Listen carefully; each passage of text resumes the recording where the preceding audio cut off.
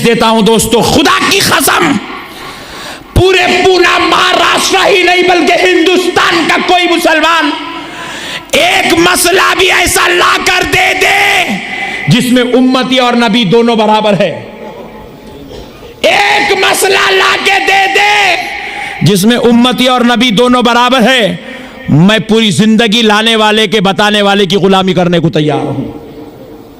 آپ پوچھیں گے کیا مولانا ایک مسئلہ بھی نہیں لا سکتے؟ کہاں سے لا سکتے جی؟ ارے ہم وہ لوگ ہیں جو تھوک دے تو دستی مکروہ ہو جائے، کیا بھائی؟ ہم تھوک دے تو دستی مکروہ ہو جائے۔ آپ کو معلوم ہے جو دستی سے تھوک پوچھے، اب یہ دستی نماز کی جگہ ڈال کر نماز نہیں پڑھ سکتے، نماز مکروہ ہے امام اعظم کے پاس۔ جس دستی سے پسینہ پوچھ دیا جائے وہ دستی نماز کی جگہ ڈال کر نہیں پڑھ سکتے، جیب میں رکھ کر پڑھنا چاہیے، کیونکہ یہ پسینہ اور ہمارا تھوک مکروہ ہے۔ اور ہمارا تھوک صرف مکروہ نہیں ہے، اور بہت خطرناک ہے، تھوک دیے تو سامنے والے کی کام پچھان دیتا، اتنا خطرناک ہے پسینہ، اتنا خطرناک ہے، نکل گیا تو بازو والا بازو نہیں ٹھہر سکتا، بولے سڑا ہوا ہے انہیں بدبو آ رہی ہے، یہ ہمارا پسینہ، یہ ہمارا تھوک ہے۔ ارے چل آ، کیا عبادات کی بات کرتا ہے، کدھر تقوی اور پرہیزگاری کی بات کرتا ہے؟ جاہل سن لے، ہمارے پاس جو پسینہ ہے تو سوچتا ہے نبی کو پسینہ ہے، تو سوچتا ہے نبی بھی تھوکتے، نبی بھی کھاتے، نبی بھی ضروریات سے فارغ ہوتے ہیں۔ ارے ذرا آ جا، ہمارا پسینہ اور تھوک کیا ہے اور نبی کا پسینہ اور تھوک کیا ہے دیکھ لے۔ ارے ہمارا پسینہ مکروہ ہے مگر نبی کے پسینے کی عظمت کے صدقے جاؤں۔ ایک بار حضرت ام سلمہ اپنے گھر میں ہے کہ رسول اللہ ان کے گھر آرام فرما رہے ہیں، اپنی زوجہ ہماری ام المومنین حضرت ام سلمہ کے گھر ایک خاتون اپنے بچے کو اس حال میں اٹھا کر لاتی ہے کہ وہ بچہ ہلاکت کے منہ میں ہے، موت کے منہ میں ہے، اور لے آتی ہے، لے آ کر حضرت ام سلمہ سے کہتی ہے اے ام سلمہ، اے ام سلمہ ذرا رسول اللہ کو جگا دو، میرے آقا سے کہہ دو کہ ایک ان کی غلام آج ان کا جو ہے صدقہ لینے آئی ہے کہ اس کا بچہ مرنے کو ہے، وہ اپنے آقا سے صدقہ مانگتی ہے، میرے آقا کچھ ایسا کر دے کہ میرے بیٹے کو زندگی نصیب ہو جائے۔ حضرت ام سلمہ سوچتی ہے آقا بڑے تھکے ہوئے ہیں، ابھی آرام فرمائے ہیں، میں اپنے آقا کو کیسے جگاؤں؟ حضرت ام سلمہ سوچتی ہے کہ پہلے میں ذرا اپنا نسخہ تو آزما لیتی ہوں۔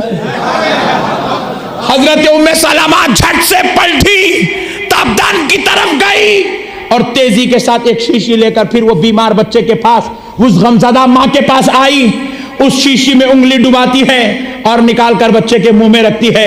وہ بچہ جو موت کے منہ میں تھا، ہلاکت ہونے کو قریب تھا، وہ جیسے ہی وہ شربت، وہ آب حیات، وہ حضرت ام سلمہ کی انگلی کو چوستا ہے، اٹھ کر کھیلنے لگتا ہے، صحت یاب ہوتا ہے، شفا پا جاتا ہے۔ تو میرے دوستو، ماں پریشان ہو کر پوچھتی ہے اے ام سلمہ تم پر میری جان قربان، تم نے کون سا شربت پلایا، تم نے کون سا آب حیات پلایا، میرا بچہ کھیلنے لگا ہے۔ ام سلمہ جواب دیتی ہے سن لو، میں نے کوئی آب حیات نہیں پلایا، میں نے تو مصطفیٰ کا پسینہ چٹا لیا ہے۔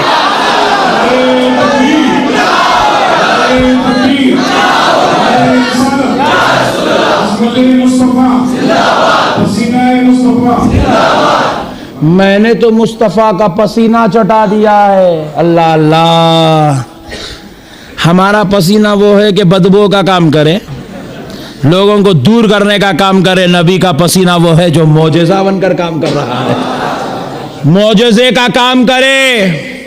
نبی کا پسینہ وہ ہے جو کسی کے لیے زندگی کا سبب بن گیا ہے۔ میرے بھائیوں، کون سے اینگل سے اس کو نبی اس کے جیسے دکھے، میرے کو اب تک سمجھ میں نہیں آیا جی۔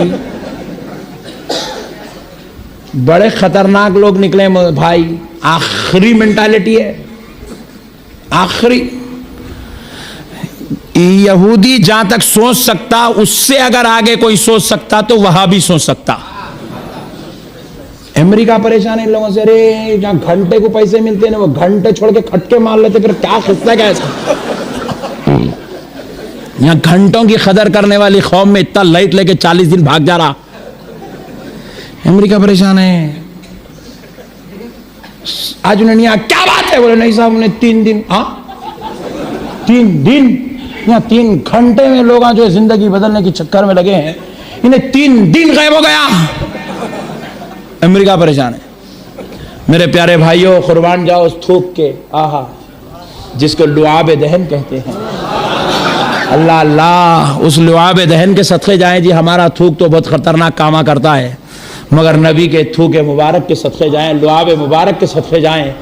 میرے آقا ایک میدان جنگ میں خیمے شریف میں بیٹھے ہوئے ہیں، ایک صحابی کو اس حال میں لایا گیا کہ کافر کی تلوار کان پہ پڑی تو کان اکھڑ کے نیچے گر گیا۔ صحابی کو برداشت نہیں ہو رہا ہے، انتہائی تکلیف ہو رہی ہے۔ ایک صحابی کو اس حال میں لایا گیا کہ ان کا ہاتھ یہاں سے کٹا اور ایسے لٹک رہا ہے چمڑے کے بل پر کافر کی تلوار سے۔ ایک صحابی کو اس حال میں لایا گیا کہ تلوار پیٹ پہ پڑی صحابی کے تو یہ ورق نما چمڑا نکل کے ایسے لٹک رہا ہے، تکلیف برداشت نہیں ہو رہی ہے۔ صحابہ پریشان ہے، کہیں یہ ہلاکت نہ کر لے، کہیں یہ خودکشی نہ کر لے تکلیف کی وجہ سے۔ نبی پاک صلی اللہ علیہ وسلم کے خیمے شریف میں لے آئے، آ کر کہنے لگے یا رسول اللہ رحم فرمائیے، آقا نظر کرم فرمائیے، انظر حالنا یا رسول اللہ۔ وہ رحمت للعالمین کو کب دیکھے گیا، بے چین و بے قرار مصطفیٰ اٹھ کر کھڑے ہوئے اور آقا نے فرمایا جاؤ جاؤ، ان کا کان کہاں گر گیا وہاں سے اٹھا کر لے آؤ۔ جا کر ان کا کان لایا جاتا ہے۔ نبی نے کہا اس کی مٹھی کو صاف کرو، مٹھی کو صاف کر کے دھو کے دھلا کے کان میں آقا کے دستے مبارک میں دیا گیا۔ حضور نے کان کو پکڑا، لعاب دہن لیا، ایسے یوں کان کے اوپر لگا دیا، لگا کے صحابی کو بلا ادھر آؤ ادھر آؤ، یوں کان لیا اور کان چہرے پہ لگا دیا۔ خدا کی قسم حضور صحابی سے پوچھتے ہیں بتاؤ درد ہو رہا ہے؟ صحابی کہتے ہیں میرے ماں باپ آپ پہ قربان، ایسا محسوس ہو رہا نہ کبھی کٹا تھا نہ کبھی جدا ہوا تھا۔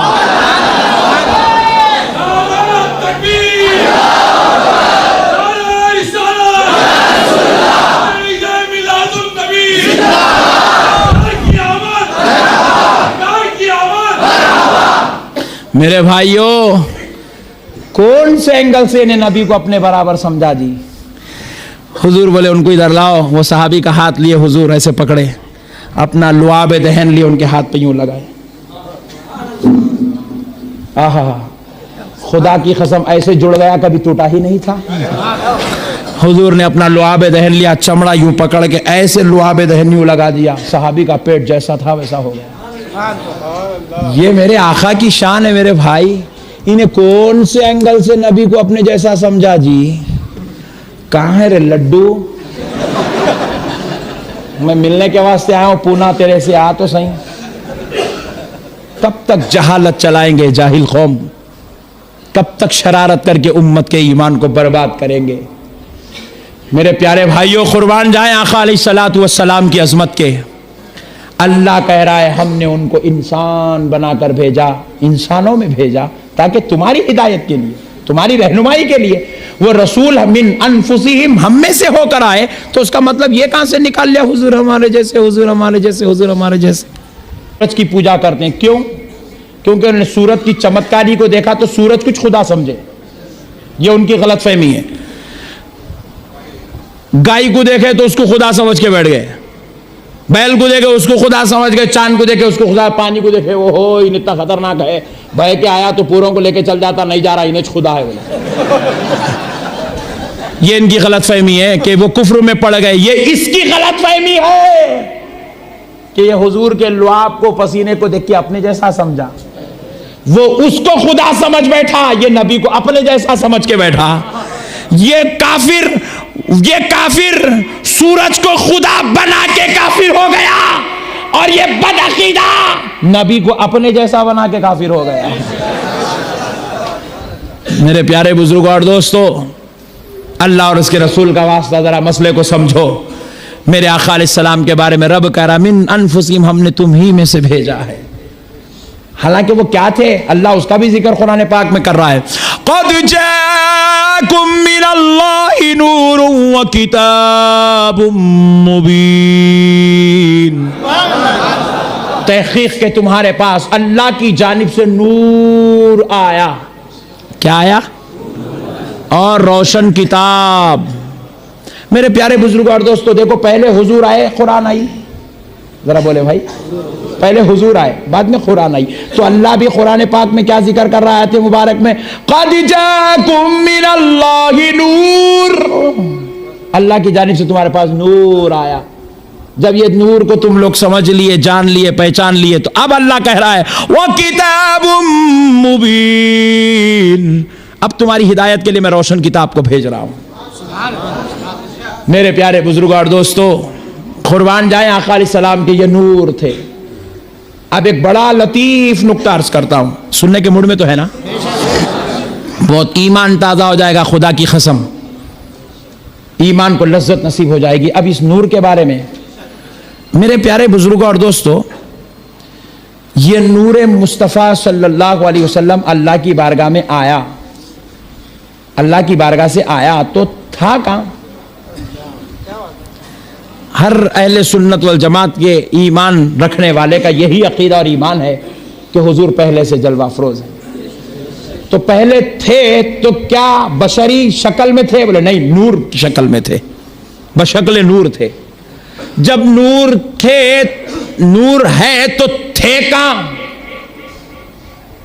تو پیارے بزرگوں اور دوستو، اللہ رب العزت نے نبی پاک صلی اللہ علیہ وسلم کا جب نور مبارک بنایا تو اللہ نے حضور کو ایک مشکات کی شکل میں، مصباح کی شکل میں، مصباح ایک روشن چراغ کی شکل میں مشکات نام کا ایک حجرہ بنا کر اس میں رکھا تھا، اس میں رکھا تھا. اب حضور اللہ کے دربار میں ایک مشکات حجرہ ہے، نور کا، مشکات نام ہے اس کا حجرہ. جیسے سدرۃ المنتہا ہے ویسے اللہ کی بارگاہ میں ایک حجرہ ہے نور کا، اس کا نام ہے مشکات. اور اس مشکات میں مصباح کی شکل میں نور مصطفیٰ تھا. وہ نور مصطفیٰ وہیں تھا. اس نور کے سامنے اللہ نے پوری کائنات کو پیدا کیا. اسی نور کے سامنے اللہ نے حضرت آدم کو پیدا کیا. اس میں کا تھوڑا خطرہ لیکن ان کی پیشانی کو لگایا تو انہیں انسان بن کے آئے. بات سمجھ میں آئی؟ اب بعض لوگ بولتے ہیں کہ نعوذ باللہ من ذالک، حضور کو علم غیب نہیں ہے، حضور کو علم غیب. ارے بولا علم غیب اس کو ہوتا ہے دیوانے جس سے کوئی چیز چھپی ہوئی ہے. کیا بھائی؟ جس سے کوئی چیز چھپی ہو اس کو علم غیب ہوتا. وہ نور وہاں بیٹھا ہوا ہے. ورنہ دنیا میں جب حضور آئے، آنے کے بعد حضور کیا کر رہے ہیں؟ موسیٰ علیہ السلام کے قصے بھی بول رہے ہیں. ابراہیم علیہ السلام کے ساتھ کیا ہوا پورا سنا رہے ہیں. ایک ہے، دو ہے، کروڑوں واقعات ہے، کروڑوں لاکھوں واقعات ہے جو حضور نے بیان کیا. ابراہیم علیہ السلام کے ساتھ کیا ہوا بول رہے ہیں. پہلے پیغمبر کون ہے بول رہے ہیں. انہوں کتنے سال رہے؟ 940 سال رہے. کہتے بولا کون بولے؟ 1000 سال آدم علیہ السلام کی عمر ہے. تم کو کیسا معلوم؟ اس کو اس کے دادا کی عمر نہیں معلوم، آدم علیہ السلام کی عمر معلوم. بڑا انٹیلیجنٹ ہے نا. کہاں سے آئے رے بھائی؟ Point to be noted. اے پونا کے دانشور میرے بھائیوں، میرے مسئلوں کو سمجھو. میں کیا بتانا چاہ رہا ہوں. اس کو دادا کی عمر نہیں معلوم، حضرت آدم کی عمر کیسا معلوم؟ تو اب اس کو میں لے کے چلا والا، بول کیسا معلوم؟ امیر صاحب بولے. امیر صاحب کو کیسا معلوم؟ جا کے امیر صاحب کو بولے تو ہمارے مفتی صاحب بولے. مفتی صاحب کو کیسا معلوم؟ وہ محدث نے حدیث کو روایت کیا. حدیث کس کو بولتے؟ بولے جو رسول اللہ نے کہا. ارے بولا دیوانے، پہلے ہی بولا رسول اللہ بولے تو قصہ ختم ہو گیا تھا. اتنا سوب اوپر کہیں کو لے کے آ رہا ہے کیا بھائی؟ پہلے ہی بولنا تھا رسول اللہ بولے. حضرت ابو بکر بھی بولتے ہیں تو زبان مصطفیٰ سے سن کے بولتے ہیں. غوث اعظم بھی بولتے ہیں تو حدیث کو نقل کرتے ہیں. امام اعظم بھی بولتے ہیں تو حدیث کو دلیل بنا کے بولتے ہیں. امام بخاری بھی بولتے ہیں تو حضرت آدم کی عمر جو 1000 سال تھی امام بخاری نے نہیں کہا بلکہ زبان مصطفیٰ سے نکلے ہوئے کلمات کو دہرا دیا. میرے پیارے دوستو، پتہ کیا چلا کہ ان کی عمر کتنی تھی، ان کی عمر کتنی تھی؟ میرا نبی بول رہا ہے. میں پوچھا نبیوں کی عمر، نبیوں کی تعداد تجھ کو کیسا معلوم؟ بولے نبی نے کہا. تو میں نے کہا نادان، اسی کو تو علم غیب بولتے ہیں. جو غیب کی باتیں بول دے وہی علم غیب ہے. حقیقت میں یہ علم غیب ہمارے واسطے ہے، ورنہ جب بات رسالت کی آئے گی تو علم غیب نہیں ہے، یہ علم ظاہر ہے. کیوں؟ اللہ نے جب مشکات حجرے میں مصباح کی شکل میں نور محمد کو رکھا تو وہ نور وہاں بیٹھ کر سب دیکھ رہا ہے آدم کیسے دنیا میں جا رہے ہیں, کتنے سال کے بعد ملاقات ہو رہی ہے, کتنے مرتبہ توبہ ہو رہی ہے, کون سے مقام پہ ملاقات ہو رہی ہے, توبہ کہاں قبول ہو رہی ہے, کون سا بچہ کس کا قتل کر رہا ہے, نو کیسا آ رہے ہیں, کشتی کیسا بنا رہے ہیں, نو کی کشتی میں کتنے لوگ بیٹھے ہیں, کشتی کتنے فلور کی ہے, سارے مسئلے میرے مصطفیٰ بیان کر رہے ہیں. یہ سارے مسئلے کیسا بیان کیے, کیونکہ وہ نور کی شکل میں بیٹھ کر وہاں سے سب دیکھ رہے تھے. جب آ گئے غلاموں کو سب بتانے لگے. علم غیب کی بات, ارے وہ تو غلاموں کو ہوتا ہے, علم غیب غلاموں کو ہوتا ہے, اسی لیے کیا خوب کہا گیا ہے, اور کوئی غیب کیا تم سے چھپا ہو بھلا. اسی بات کی طرف اشارہ ہے یہ. اب کون سا غیب چھپنے والا ہے جی ان سے, اور کوئی غیب کیا تم سے چھپا ہو بھلا, جب نہ خدا ہی چھپا تم پہ کروڑوں درود. جو ذات سب سے چھپی تھی وہ آپ سے نہیں چھپی, تو اب کوئی اور چیز کیا چھپے گی میرے بھائی. اب میں ایک پوائنٹ بڑا لطیف بتاتا ہوں کہ وہ نور تو تھا, اور وہ نور اس وقت سے تھا جب کوئی وقت بھی نہیں تھا. وہ نور اس وقت سے ہے جب کوئی وقت نہیں تھا, جب کوئی جگہ نہیں تھی, جب کوئی انسان نہیں تھا, جب کوئی فرشتہ نہیں تھا, جب کوئی جن نہیں تھا, مگر وہ نور تھا. اور ایک بات سنو, بڑی ذمہ داری کے ساتھ کہہ رہا ہوں, خدا کی قسم, کوئی چیز کے ہونے کے لیے کسی چیز کا سبب بننا ضروری ہے. مسجد بنی ہے تو سبب اس میں پتھر ہے, اینٹ ہے, مزدور ہے, مال ہے, سب ملے تو مسجد بنی.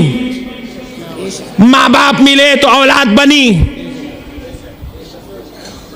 الیکٹریشن آیا تو یہ ساری وجود میں چیزیں آنے لگی. مگر جب نور مصطفیٰ آیا تو کہاں سے لایا گیا, جب کہاں بھی نہیں تھا, کچھ بھی نہیں تھا, کیا بھی نہیں تھا, یہ بھی نہیں تھا, وہ بھی نہیں تھا, صرف خدا تھا. پوچھا گیا نور مصطفیٰ کہاں سے آیا, تو جواب دیا رب نے, بندے کچھ بھی نہیں ہے تو کیا ہوا, میں تو ہوں. میں نے اپنے نور کو نکالا, سامنے رکھ کے اس کا نام محمد رکھ دیا.